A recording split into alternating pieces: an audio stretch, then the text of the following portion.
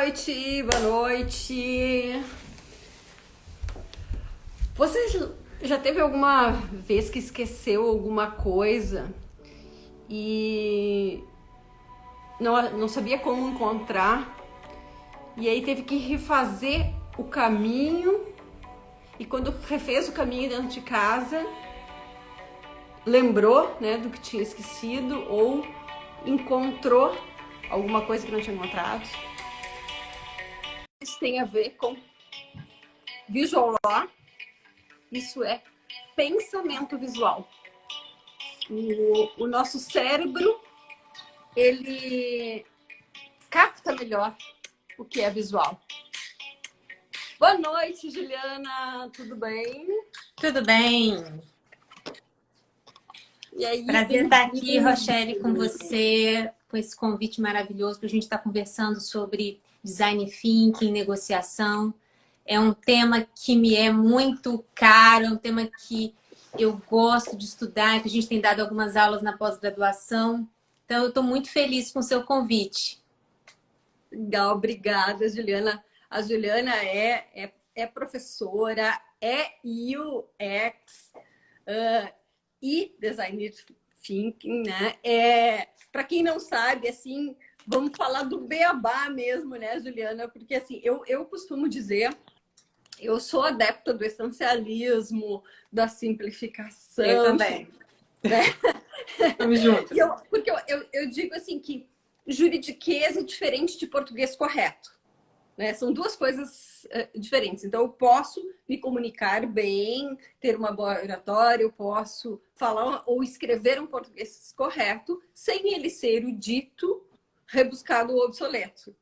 E de forma essencial, porque hoje em dia a gente tem, né, uma enxurrada de informações aí, não consegue resolver os problemas.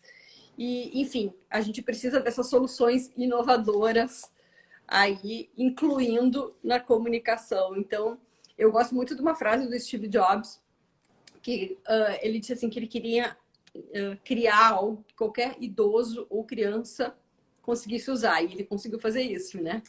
Então, eu costumo dizer para os meus alunos que o nível ideal de comunicação é esse. Então, como é que a gente pode explicar design thinking para criar soluções inovadoras para os problemas, como se a gente estivesse explicando para nossa vovozinha? Vamos começar. Quando a gente está falando de design thinking, a gente está falando de criar novas ideias, idear novas soluções. Você mesmo citou o Steve Jobs, né? E tem uma frase do Steve Jobs que eu acho fantástica, que ele fala: design é sobre como funciona. E design, ele cria para pessoas reais e não para pessoas ficcionais. Nós do direito, a gente está muito acostumado com dever ser. A gente tem um padrão de conduta baseado nesse dever ser. O Steve Jobs não, ele cria a partir de evidências empíricas. Então, quem é o meu usuário? O que ele pensa? Como ele se comporta? Qual é a necessidade dele? E a partir dessa aferição que é empírica, que é comportamental, ele passa a criar tecnologia. Né? Ele passa a criar a interface de uma tecnologia que é lá na Apple, no aspecto realmente digital. Só que design é muito mais do que tecnologia. Aliás, eu recentemente conversei com o Edu Agnes sobre isso. Ele disse: olha, tecnologia é qualquer coisa que te empodera. Né? Uma colher de pau é tecnologia. Se ela te ajuda a fazer um bolo. Então, se ela está te empoderando, é tecnologia. Então, no design, ele usa a expressão tecnologia não no sentido do digital, mas qualquer objeto, artefato que possa empoderar o sujeito a partir da situação atual dele, sem que a gente imagine o que ele deve fazer. Ele deve fazer isso, mas ele não vai fazer. E por que ele faria? Então, vamos desenhar para quem é real, para quem não é ficcional. Essa é a ideia básica da inovação. E aí surge uma dúvida muito grande que volta e meia algum aluno comenta, posta ali no Instagram. Mas a gente não pode entregar o que o usuário quer. Esse usuário é muito caprichoso, né? É voluntarioso. E as pessoas acham, muitas vezes, que quando a gente fala de inovação e de entender o usuário, de ter empatia com o usuário, a gente está falando de entregar o que ele pede, o que ele quer. Quando, na verdade, a primeira fase do design thinking é entender o problema. né? Entender a necessidade, a dor, a jornada, qual é o caminho que esse usuário está enfrentando na experiência dele e a partir daí se idear. Então a ideação, ela não é entregar o que ele pede. Tem uma outra fala do Henry Ford que ele fala assim, se eu tivesse entregue o que o usuário teria entregue um cavalo mais rápido e não um carro. Ele entende a necessidade, ele entendeu que as pessoas queriam ser empoderadas para se locomover mais rápido. E como que eu empodero elas? Esse exemplo, fiz um repost, porque eu tinha falado desse exemplo do Henry Ford, acho que em janeiro, e eu fiz um repost dele nos stories hoje, falando que na época, quando todo mundo andava de carroça, né? Se perguntasse para as pessoas, elas diriam que precisavam de cavalos mais rápidos ou rodas melhores para as carroças. E aí foi quando ele criou o carro popular, e as concessionárias, e as franquias, enfim, porque o que ele identificou é que as pessoas precisavam era de um deslocamento mais rápido, não de uma carroça mais rápida, né?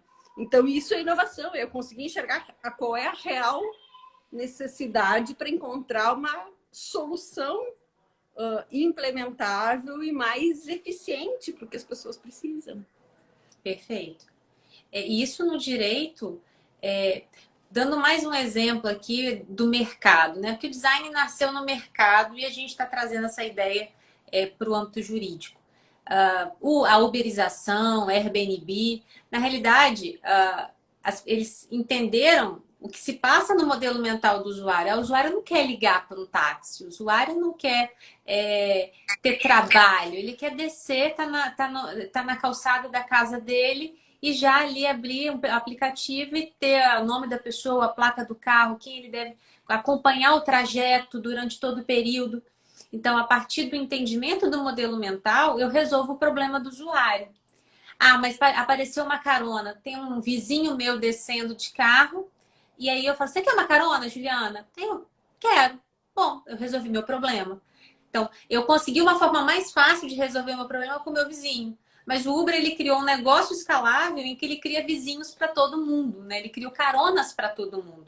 Então, ele entendeu o modelo mental do usuário e entregou um serviço que se encaixa nesse viés. E isso traz uma experiência para o usuário que é uma experiência satisfatória. E essa experiência fideliza ele. Né? Tem um autor do mercado que eu acho interessante, que ele fala assim, ó, antigamente a gente tinha milho, trigo, arroz, feijão, e quem tinha, vendia.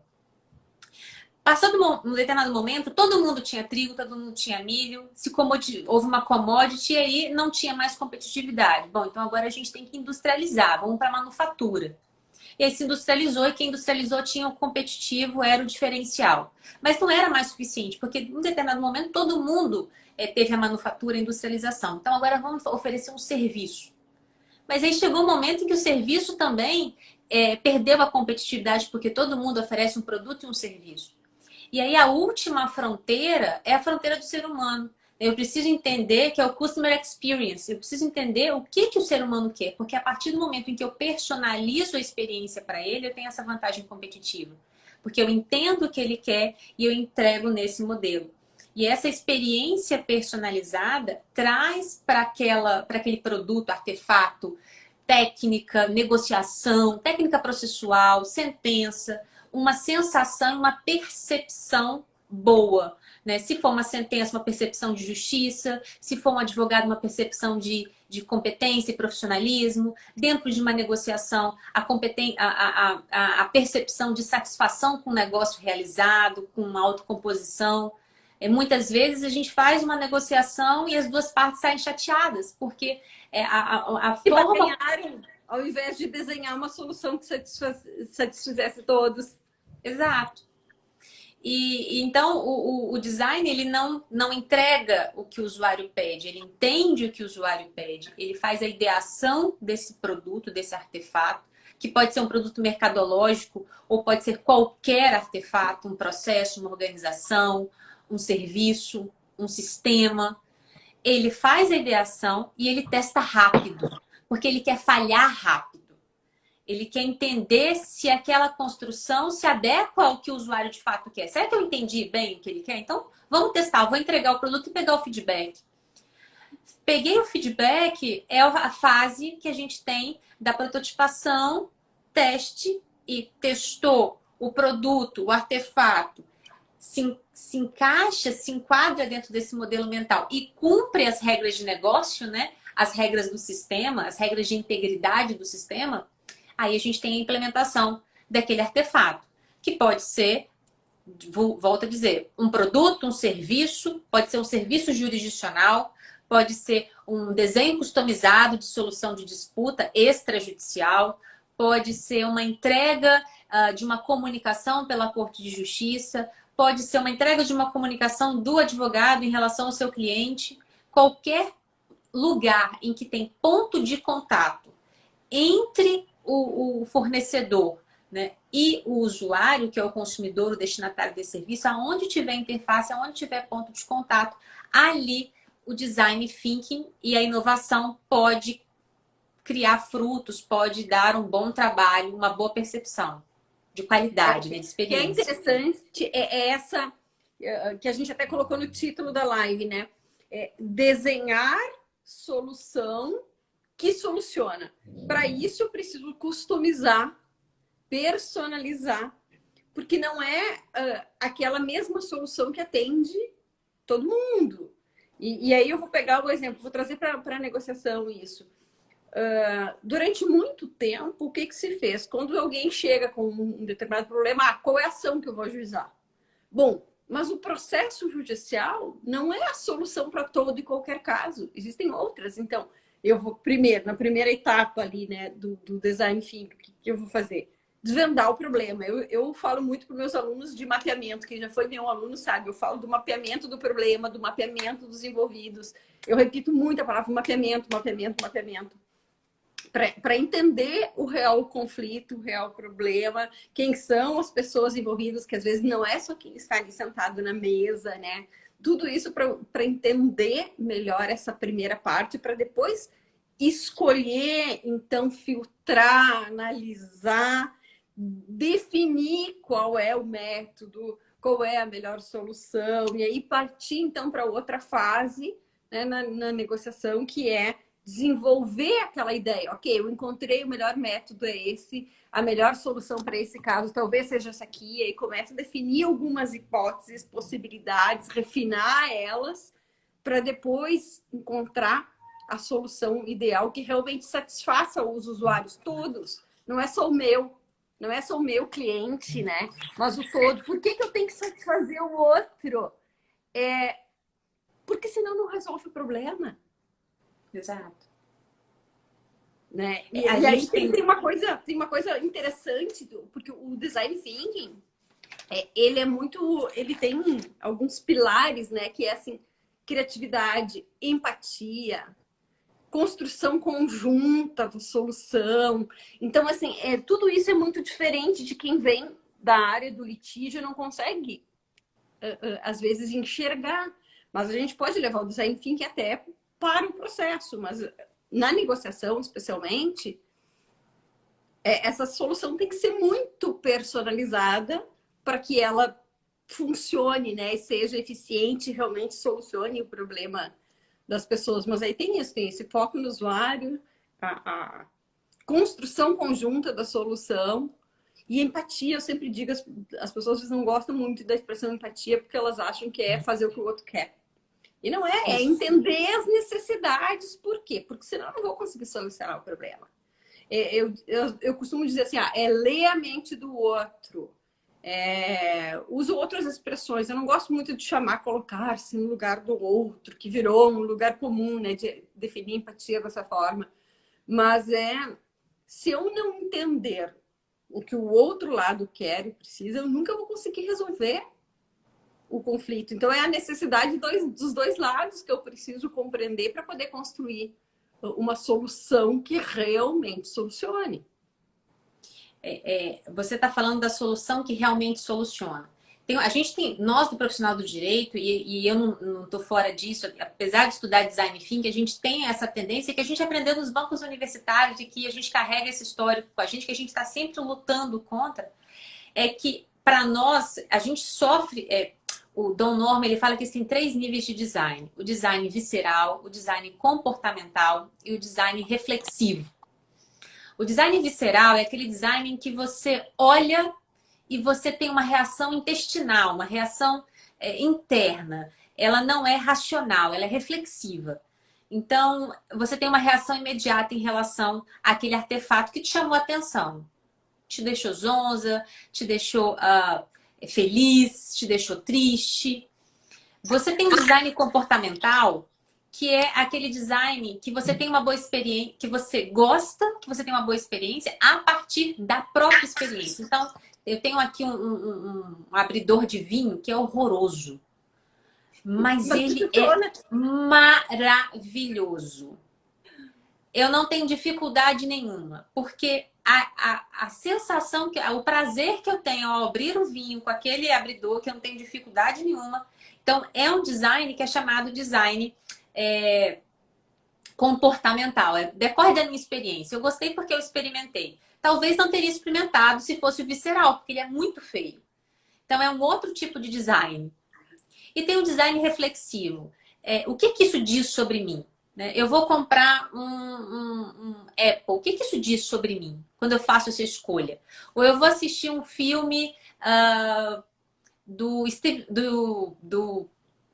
Avengers, dos Vingadores. O que isso diz sobre mim? Ou eu vou ler uma literatura. O que isso diz sobre mim? Então, isso é o design reflexivo, né? O meu comportamento, ele passa os meus valores, ele passa as minhas opções de vida. E o que as pessoas vão pensar disso? E quando a gente está falando de atender o usuário dentro do design thinking, a gente tem uma luta interna com o nosso próprio ego, porque nós não somos o usuário, nós somos o especialista. E quando a gente entrega, a gente vai construir alguma coisa para o usuário, a gente tem que entender o modelo mental dele e construir para ele. Só que os nossos pares, eles estão nos observando. E se eles não entendem esse método de construção, eles estão nos julgando. Mas por que a Juliana está falando dessa forma? Por que a Juliana tá usando essa linguagem? Será que... então, o próprio designer, ele tem que o tempo todo estar se liberando desse ego para construir soluções. Por que ela está se comportando assim? Bom, eu estou me comportando assim porque existe uma estratégia, uma intenção. Tudo no design, o Don Norman fala que tem 3 regras. Seja centrado no usuário, seja intencional e seja estratégico. Então, você colhe o modelo mental, você foca nele na empatia e depois você constrói para ele. Quem não conhece e te observa, mas ela não está sendo especialista, mas ela não está falando com jargão técnico, mas ela não está usando aquilo. Mas por que ela está usando esse procedimento e não está usando aquele procedimento? Mas esse é o mais recomendável pela ciência, mas não é esse que o usuário demonstrou interesse.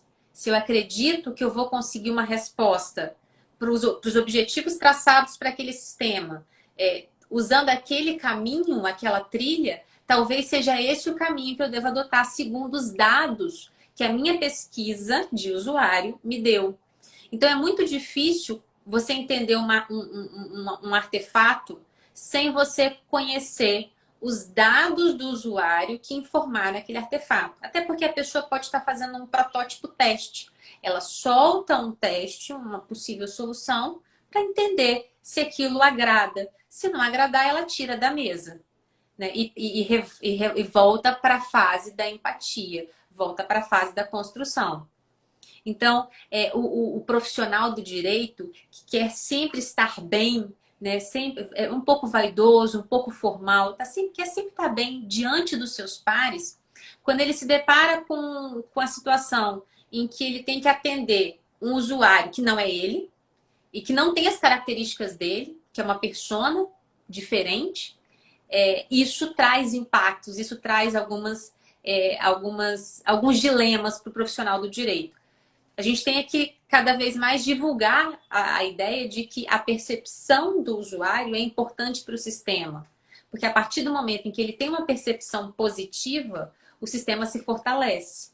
Ele passa a ser visto e passa a ser legitimado por essa percepção, e não só pela ciência, não só pela visão do especialista, que não fica de lado, né? Porque o design não é entregar o que o usuário quer, é sempre um trade-off, né? Entre os dados que surgiram no mapa da empatia e as regras de integridade, as regras de negociação, as regras de integridade do sistema jurídico, que continuam vigindo e são construídas e são utilizadas nesse desenho customizado de solução, seja na negociação ou seja no processo. Não tem uma diferença na aplicação do design num caso ou no outro. Agora, como é que a gente vai traduzir isso, por exemplo, eu não preciso explicar para o cliente, para alguém que eu estou atendendo, qual é a metodologia que eu vou adotar, eu simplesmente faço. Eu, por exemplo, assim, eu uso para criar ideias, para gerar soluções, mas eu não preciso dizer para as pessoas que eu tenho que atender qual é a metodologia que eu estou usando. Eu simplesmente vou utilizar para criar soluções mais implementáveis, mais viáveis e que atendam de fato as necessidades que as pessoas têm. Então, tem algumas ferramentas assim do design thinking que se utiliza, como brainstorm, cocriação, mapa da empatia, mapa mental, árvore de decisão. Eu uso o cliente, a parte que vai ter, não precisa nem saber qual é o tipo da metodologia, qual é a ferramenta que eu estou utilizando, desde que eu desenhe a solução que ele precisa. Perfeito. Porque a gente não precisa... as pessoas me perguntam muito, assim, quem trabalha com mediação, autocomposição, negociação, mas como é que eu vou dizer para o cliente, como é que eu vou fazer ela aceitar? Você não precisa nem dizer que você vai fazer mediação, você simplesmente faz. Exato. Né? Simplesmente faz. Porque você não precisa convencer o cliente da metodologia necessariamente. Então, chegou um casal que quer se separar. Eu preciso dizer, eu vou usar design thinking, eu vou usar mediação, vou usar... Não, você resolve, desenha qual é a solução que ele precisa e resolve o problema dele. Então, para quem tem esse receio, eu vou usar isso. E também tem uma coisa que agora a gente está numa era em que a autenticidade, a personalização, essa customização está muito valorizada. E quem tenta atender a todos ou agradar todo mundo não agrada ninguém. Então, cada profissional adota um determinado perfil que vai agradar uns e não vai agradar outros. Perfeito. Porque nem Jesus Cristo agradou todo mundo. Perfeito. Então, assim, claro que quem é assim, o promotor ou o juiz pode ser mais difícil, vai ter que vai gostar, vai ter que não vai gostar. Ou do tradicional ou do inovador. Agora, o advogado ele pode escolher. Eu quero ser mais inovador ou eu quero ser mais tradicional. E aí, ele vai ter clientes que vão procurar o perfil que ele adota. Porque se conectaram com ele, porque a gente está na época da conexão. Exato. Não dá para agradar todo mundo. Então, esse receio, né? Vou usar isso, como é que eu vou usar essa linguagem? Bom, você vai se conectar com o perfil que se atrai ao que você é o que você quer passar. Tem uma fala do design. Você pode até tentar atender várias personas ao mesmo tempo. Ter vários nichos. Mas esse trade-off, ele é muitas vezes até econômico. Eu consigo criar sistemas simultâneos para atender vários usuários ao mesmo tempo. Quem tem conta no Nubank não tem no Banco do Brasil.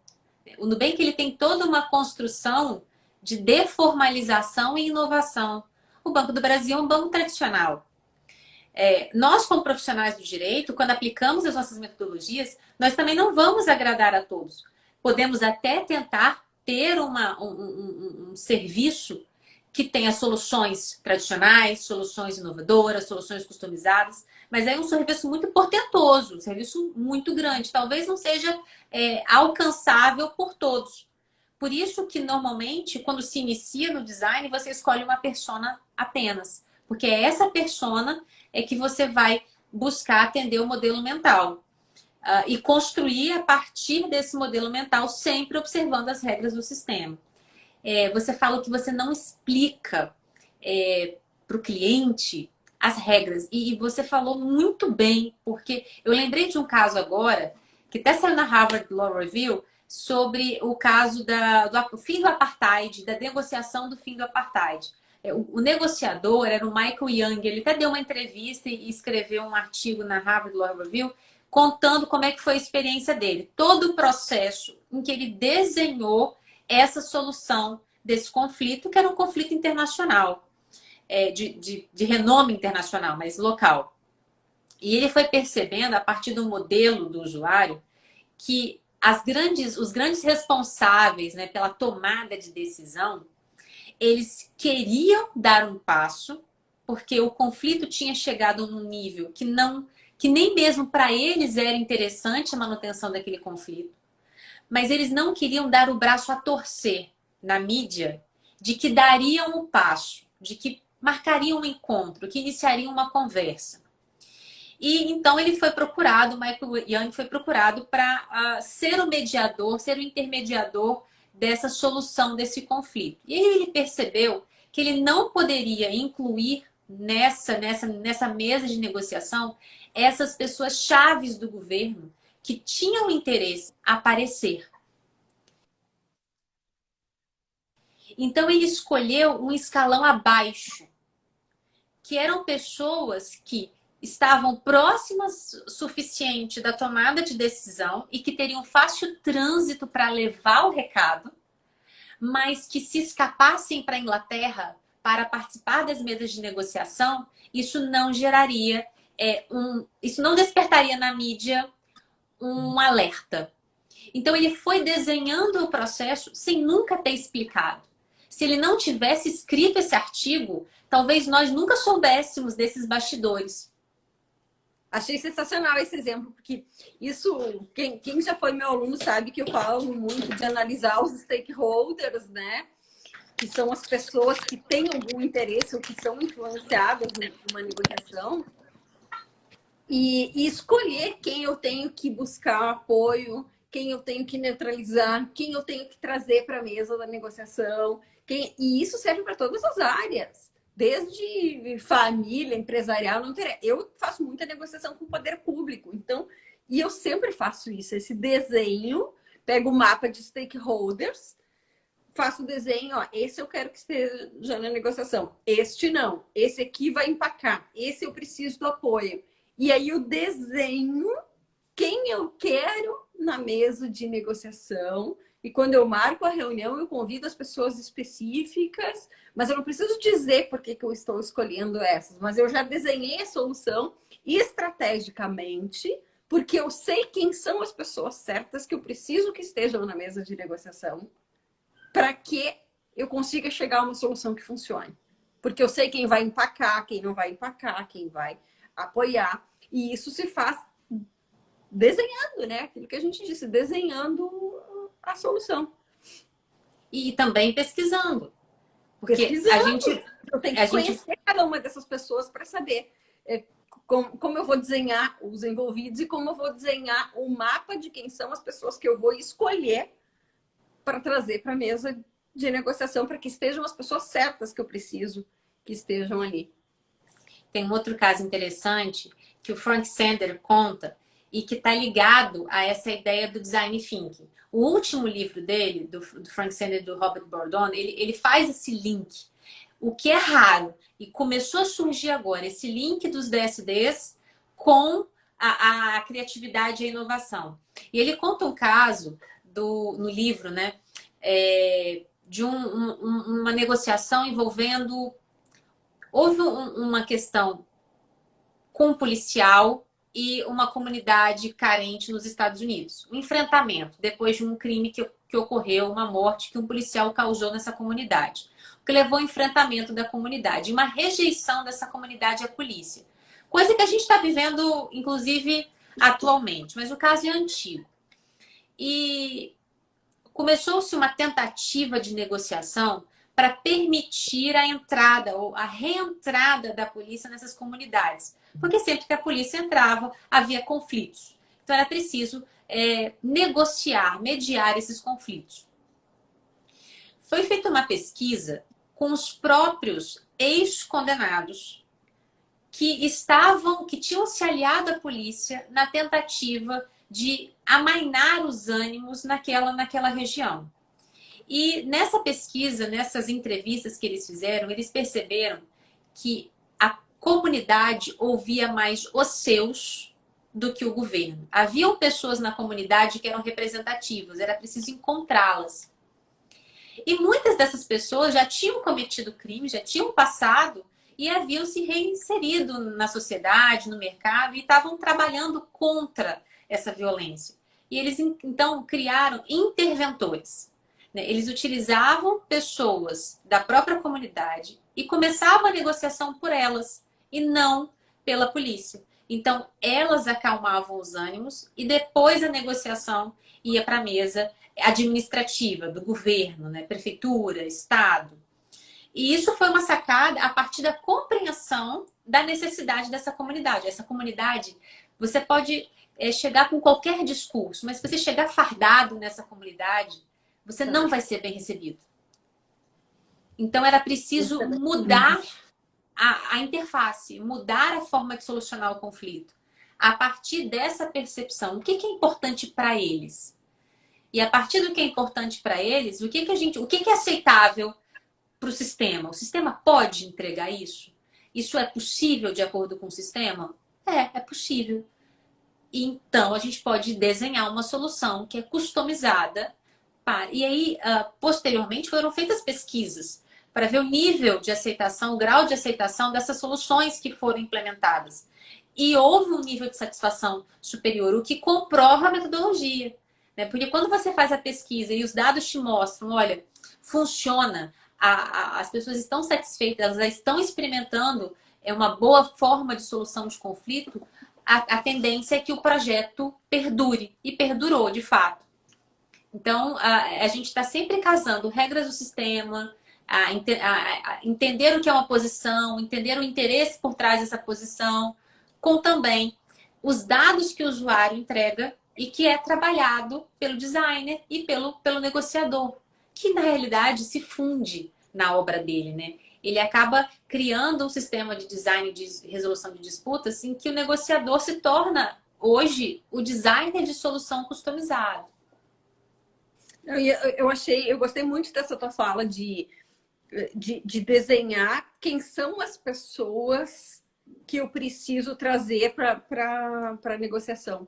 Porque isso pode fazer toda a diferença para o sucesso de uma negociação ou para empacar. E quando eu falo de negociação, pode ser qualquer coisa, pode ser desde a briga de vizinho ali que tem que resolver, ou de família, ou grandes casos empresariais. Eu preciso saber mapear as pessoas no primeiro momento e depois mapear quem eu vou levar para uma negociação, fazendo o estudo das pessoas certas para levar.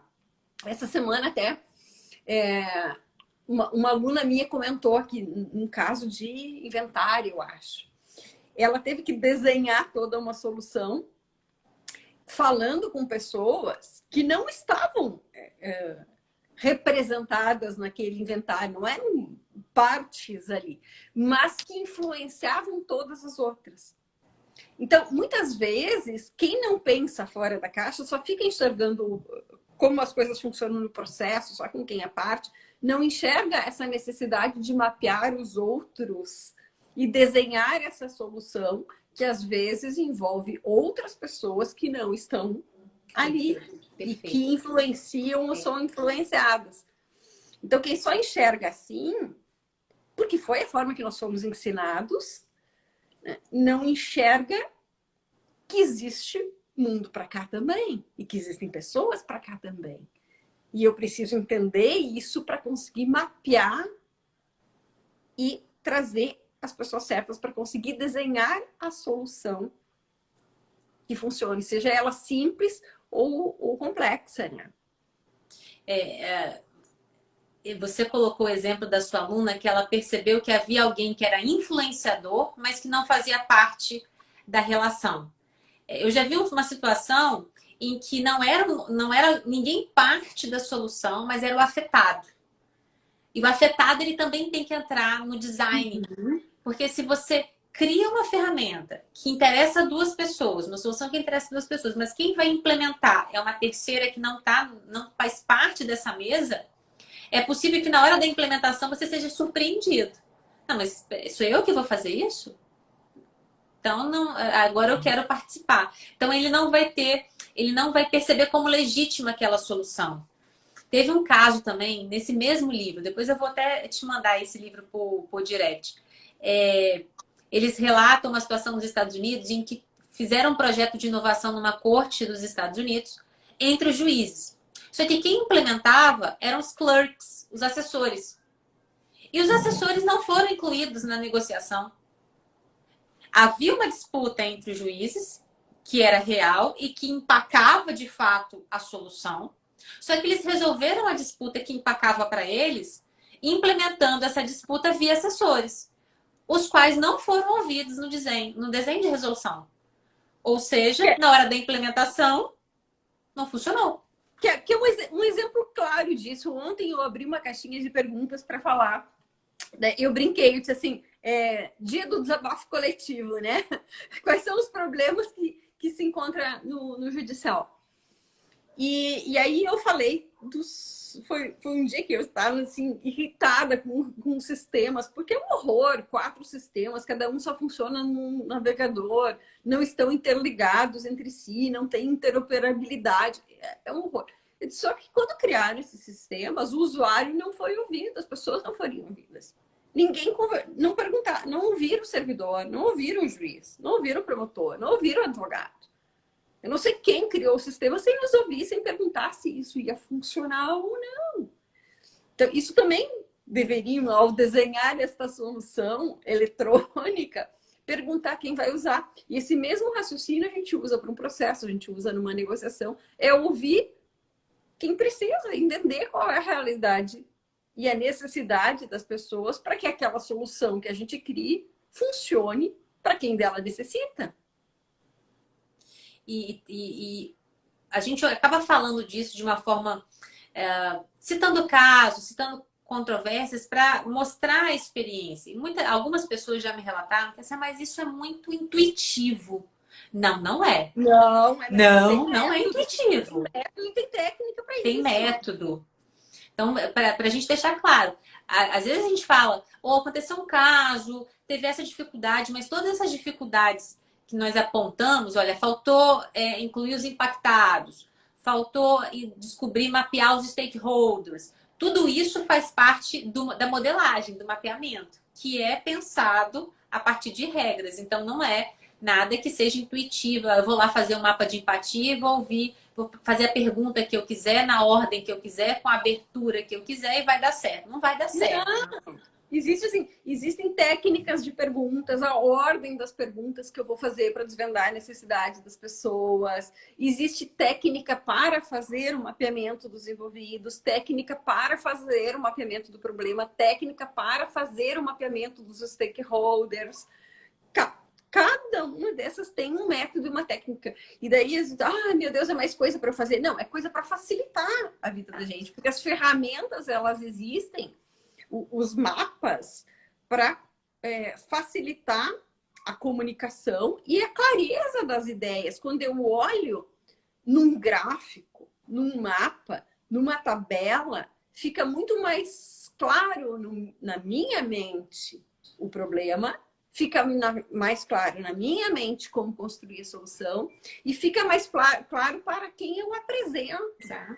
E aí entra já agora que a gente traz o Visualog, que a gente disse que ia falar também, a comunicação visual, ela vem do design thinking também, que é pensar em soluções que atendam o usuário, ou seja, uma comunicação que o outro consiga compreender. E aí eu apresento visualmente para que a mente do outro consiga compreender. E por vezes Só o fato de você criar uma arquitetura da informação, de você criar uma hierarquia da informação, pode não ser que não tenha cor, pode ser que não tenha uma imagem, uma foto, mas se você destacar a informação mais importante no início e criar a partir dali, segundo o modelo mental do seu usuário, ele vai ter maior conforto cognitivo. Nós queremos dar para o usuário conforto cognitivo. Porque a partir do momento em que eu entendo a tarefa que ele está cumprindo, porque ele lê estrategicamente, ele lê para resolver um problema, para cumprir uma tarefa. O juiz lê o processo porque ele tem uma sentença para produzir, que tem regras, e ele precisa resolver uma disputa. Então ele vai para o processo, ele vai para o texto imbuído de uma tarefa. Quando a gente entende a tarefa dele e entrega de forma a facilitar a tarefa, a gente guia ele pelo caminho, né, da resolução do problema. Porque ele procura de uma forma e as portas vão se abrindo naquele sentido. Isso pode ser feito muitas vezes apenas pela arquitetura da informação. Tem alguns profissionais que não se sentem à vontade em colocar uma cor, em colocar uma foto, em colocar uma capa, em colocar um sumário, por exemplo, numa peça. Ah, não, isso não é coisa de processo, isso é coisa de academia, de artigo científico, que tem lá sumário. Mas se você vai abrir um livro, você vai no sumário para saber o que tem de interessante naquele livro, para você decidir se você vai comprar ou não. Talvez o juiz, se tivesse um sumário, ou qualquer outro texto que seja importante, você possa identificar ali quais são os principais pontos e se me interessa ou não seguir naquele texto, isso facilita a navegabilidade. Então, a comunicação visual, ao entregar na tarefa de quem lê e trazer navegabilidade e intuição, na leitura intuitiva, ele facilita o objetivo, que é a resolução do problema, que é o que todos nós queremos, né? Com a leitura. A gente lê alguma coisa porque a gente tem uma tarefa a cumprir. Nem que seja uma leitura de um post de viagem. Eu quero viajar, algum objetivo eu tenho com aquela leitura.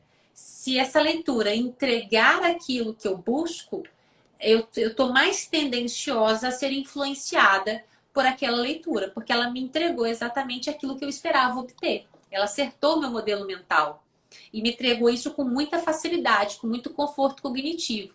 Isso influencia, isso tem potencial influenciador. Então a gente não pode desconsiderar que além da questão de fundo, né, a questão de mérito, a gente ainda tem a questão do como se chegar a ele, né, como navegar por essa informação. E essa navegabilidade traz resultados, porque depois a gente mede, né?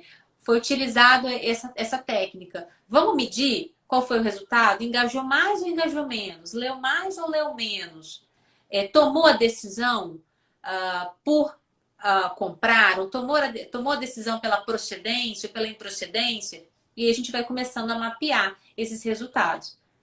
Tem uma pesquisa que eles fizeram também nos Estados Unidos, em Boston, que eles fizeram engajamento do acesso à justiça. Eles mudaram a notificação do réu, facilitando o preenchimento com marcar X.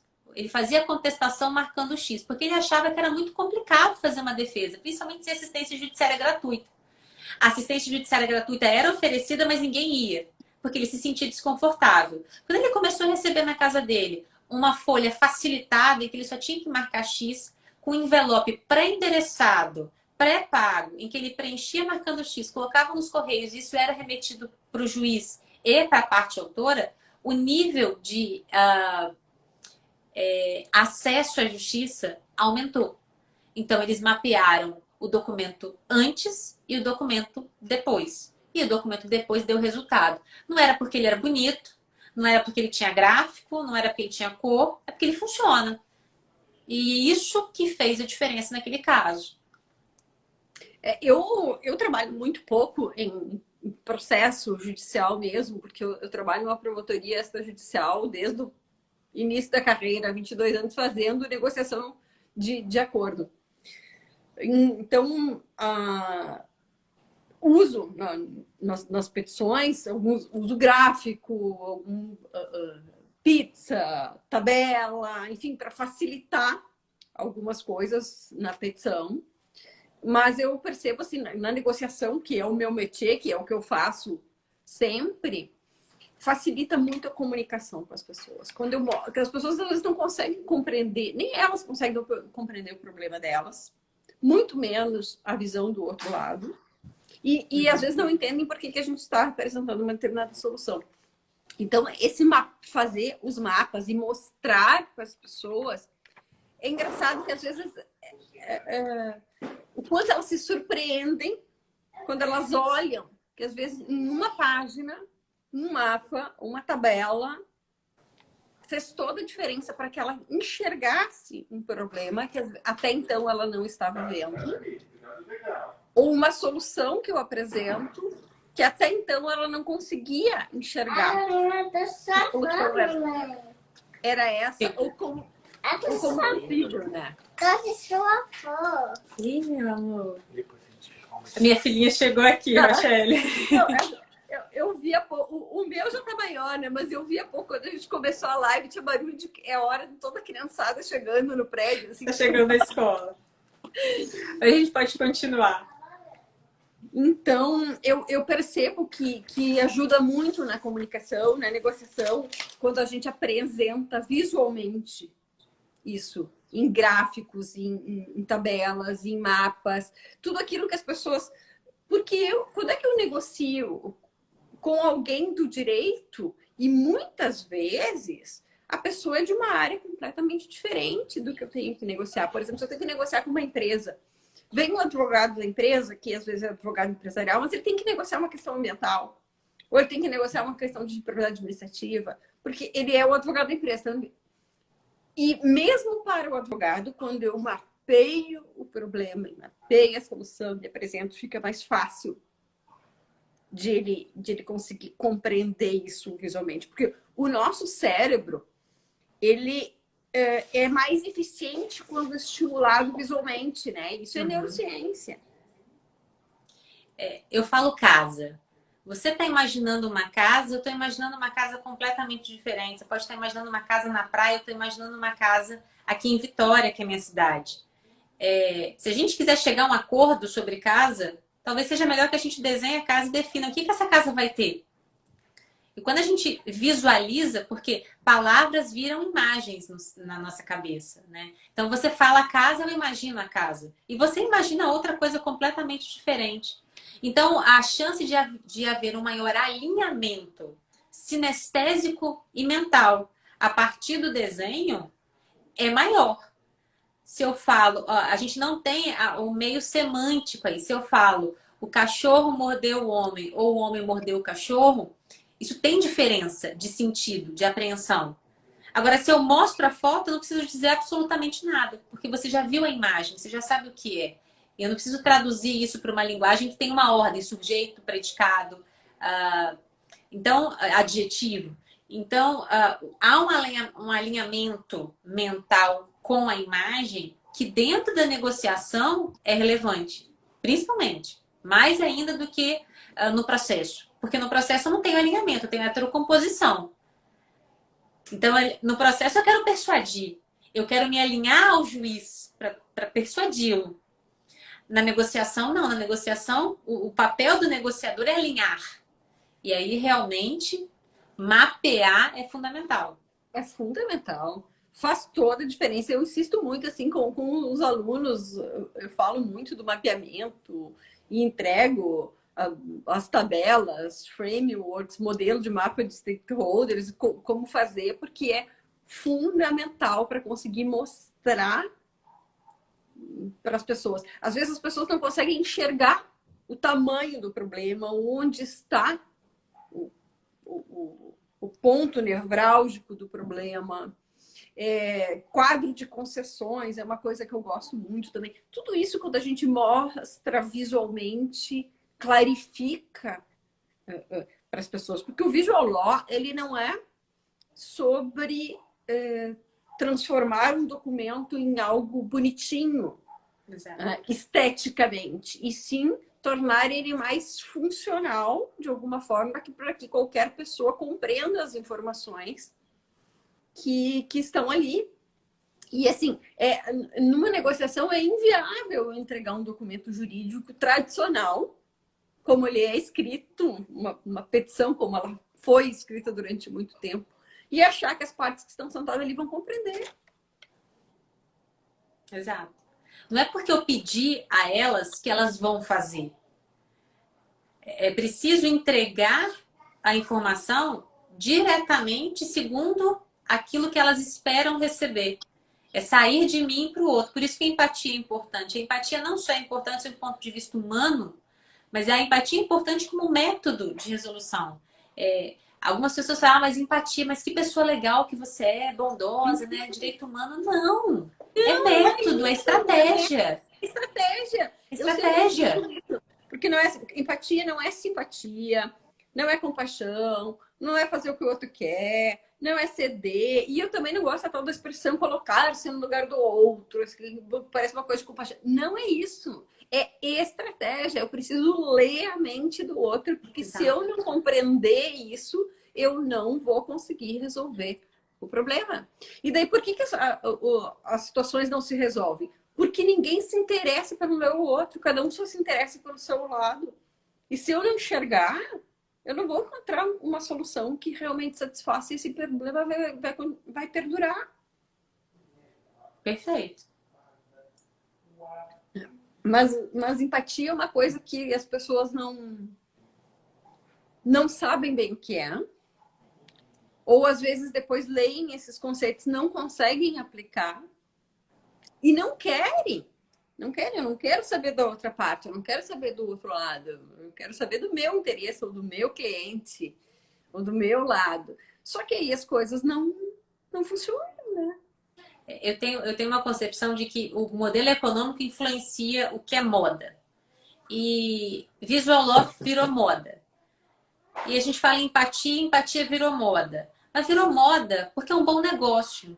Porque é uma boa forma de resolver um problema. Por isso que virou moda, porque você tem resultados. Não virou moda porque é bondade, porque é direito humano. Não que isso não seja importante, isso é importante.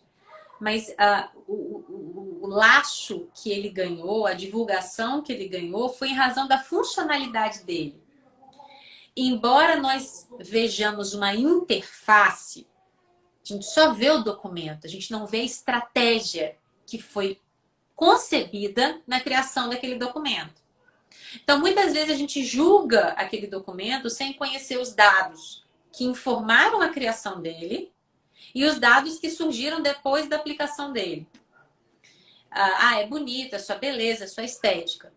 Eu faço o seguinte, eu observo aquele documento. Se aquele documento começar a fazer muito sucesso, se isso gerar uma percepção positiva, se isso gerar legitimidade, ele funciona. Porque dificilmente os profissionais vão abrir os seus dados. Numa negociação, você não vai abrir os dados que você obteve para chegar àquele acordo. Talvez você o faça num artigo, num livro, num curso, se você quiser compartilhar esse conhecimento. Mas para os que trabalham no mercado, não é interessante compartilhar esse conhecimento, mas elas continuam produzindo. Né? A Netflix é uma potência. Eles têm uma equipe de pesquisadores pesquisando o usuário para agradar. Mas como é que eu vou saber se a interface deles funciona? Observa. Se começar a fazer muito sucesso, vamos entender os dados que estão por trás dessa interface. É o mesmo raciocínio que a gente utiliza para qualquer outra. Fez uma contestação com Visual. Vamos ver a sentença desse juiz? Fez uma negociação utilizando técnicas visuais. Vamos ver o resultado dessa negociação. O que aconteceu pós a aplicação do procedimento? Houve percepção de justiça? As pessoas saíram alinhadas dessa negociação? Elas saíram satisfeitas dessa negociação? Ou saíram, nossa, fiz um péssimo acordo, não sei por que eu fiz isso. Só fiz o acordo porque eu não queria litigar. Então, se a sua resposta é essa, talvez a técnica não tenha sido customizada e personalizada. A técnica não deu certo. Então, a gente vai mapeando os dados para entender se a técnica funcionou ou não. E aí, o documento...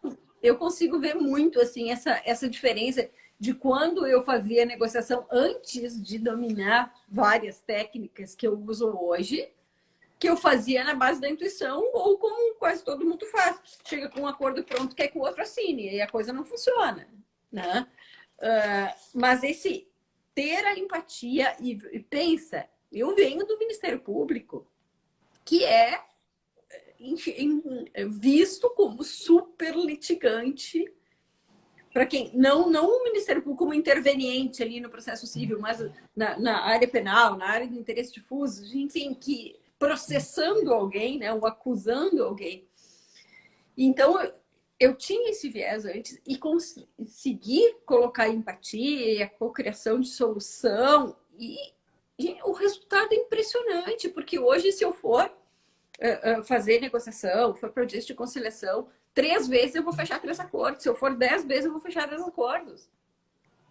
Porque eu adotei essas soluções que funcionam.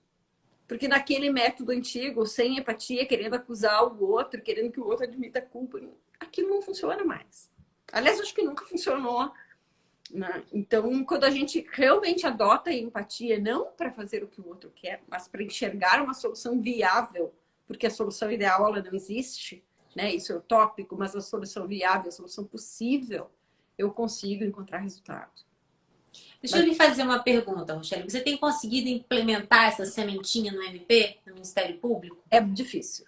É difícil. É difícil e tem, assim, quem estuda inovação sabe que o que a gente lê nos livros de inovação diz que todo inovador ele é visto como indisciplinado, né? Porque ele vem quebrar padrões. Ele vem quebrar padrões. E até que esse momento da quebra se torne um novo padrão, essas pessoas que iniciam isso, elas são vistas como indisciplinadas. Então, às vezes, eu enfrento um pouco disso. Tem algumas novas roupagens, e eu digo roupagens porque é só roupa, e eu já falei isso do Ministério Público, já falei isso do Judiciário, que brincam de inovar, porque colocam uma roupa nova no velho, mas que continuam com a mentalidade velha. Então, tem alguns núcleos chamados núcleo de inovação, núcleo de mediação, núcleo de negociação, pelo país, em vários ministérios públicos, que continuam fazendo a mesma coisa que sempre fizeram, redigir um acordo e chegar ali para querer alguém assinar, só mudaram o nome, entende? E fizeram com documento visual, divulgando que é Bigiolô, quando na realidade não tem pesquisa nenhuma, não tem técnica nenhuma. Não usam a metodologia de negociação, não usam a metodologia de design thinking, não usam a metodologia... divulga isso, mas não conseguem aplicar porque não dominam as técnicas. E tem barreiras? Tem. Tem resistência? Tem. Mas eu, por exemplo, não consigo ser diferente porque eu sei que aquelas antigas não funcionam. Então, eu consigo aplicar no âmbito da minha promotoria. Daquilo que depende de mim, né? Do que depende de gestão, do que vem de cima. Daí não. Então, tem barreiras? Tem sim. Porque enxergam quem é inovador como indisciplinado ou como se tornou flexível demais. Mas é se tornar flexível quanto à estrutura, quanto à forma, quanto encontrar soluções que realmente funcionem. Não é concessão quanto ao objeto. Mas tem essas barreiras e assim é natural que isso aconteça. Alguém tem que romper. As regras de integridade do sistema, elas continuam sendo plenamente observadas. O objeto, ele continua sendo implementado. As normas protetivas continuam sendo implementadas. Mas a forma de se chegar a essa implementação e as concessões possíveis de serem feitas dentro do sistema normativo, isso não se trabalha. Trabalha-se excepcionalmente, assim como você aplica as técnicas. Mas o próprio Ministério Público, enquanto instituição, ainda enfrenta resistência, assim como o Poder Judiciário. Tem os pontos, e eu concordo com você, é roupa. É roupa. Essa pessoa troca a roupa e continua com a mentalidade antiga. Então... E isso tem... Eu não me lembro em qual dos livros de inovação que eu li que dizia assim, que às vezes só se consegue implantar um novo padrão quando quem dominava o anterior morrer. Eu não me lembro, mas é um desses livros de inovação bem conhecidos que falava sobre isso, né? Mas, assim, tem que ter quem tenha coragem para chegar e dizer que existe outra forma de fazer diferente, que é mais eficiente. porque senão a gente vai morrer nos velhos padrões que não funcionam. Tem que ter coragem. Tem que ter coragem. Tem que ter coragem. Tem que ter coragem. Mas, enfim, assim, por exemplo, não consigo ser diferente e adotar aquelas soluções que não funcionam mais ou que nunca funcionaram e eu só não enxergava antes, né? Perfeito. Juliana, eu acho que daqui a pouco o Instagram nos derruba aí. Pois é. Eu adorei o papo. Eu queria que tu deixasse assim, ó, uma dica.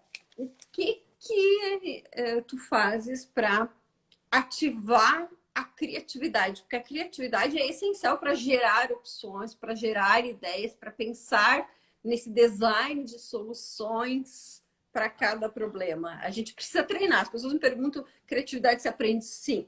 Criatividade e inovação se aprende. É habilidade a ser treinada. O que tu faz para treinar a criatividade? Nos cursos que eu fiz, eu gostei muito de uma professora italiana, que ela trouxe uma expressão também italiana chamada deságio.